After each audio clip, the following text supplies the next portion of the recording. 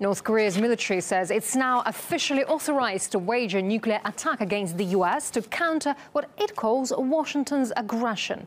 Pyongyang warns an explosion is imminent and war could break out today or tomorrow.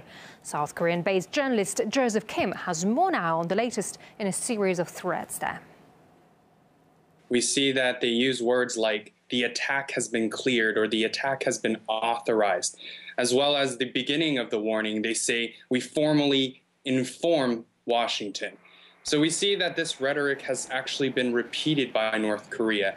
And North Korea has used this in a way to actually say we want to start dialogue. It's a lag period which Pyongyang uses into getting Washington to come and perhaps get on the dialogue table. We keep hearing from other people such as Secretary General Pan Ki-moon or U.S. Secretary of State John Kerry that dialogue is the next step.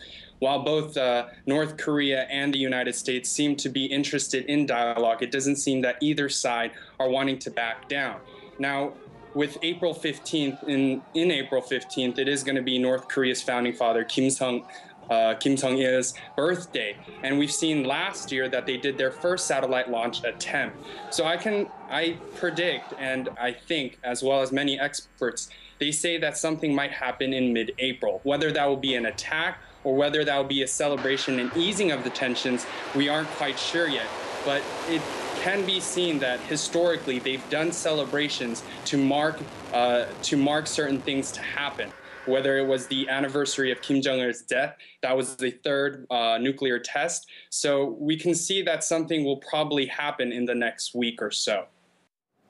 So Pyongyang's latest warning came after the Pentagon announced the deployment of a missile defense system in Guam to prepare against a possible attack. But while any assault is deemed highly unlikely in the US, many are questioning whether Washington's actions are proportionate to North Korea's war rhetoric. RT's Gania Chichikan now explains.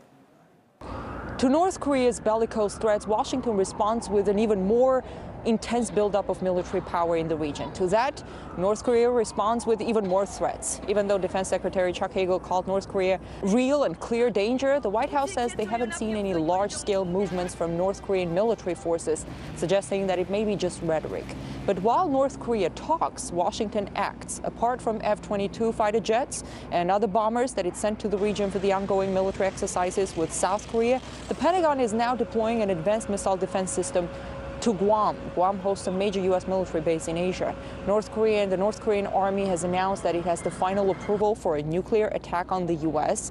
As they tell us, North Korean rockets can't really reach the U.S. mainland, but they can potentially attack U.S. bases in the region. There are 28,000 U.S. troops just across the border in South Korea. So could we see the worst nuclear standoff since the Cuban Missile Crisis between the Soviet Union and the U.S. Even though the rhetoric is probably as hostile as it's ever been, no one really believes that North Korea is actually going to carry out an attack. North Korea itself knows that if it did an attack, if it attacked the United States, it would be committing national suicide.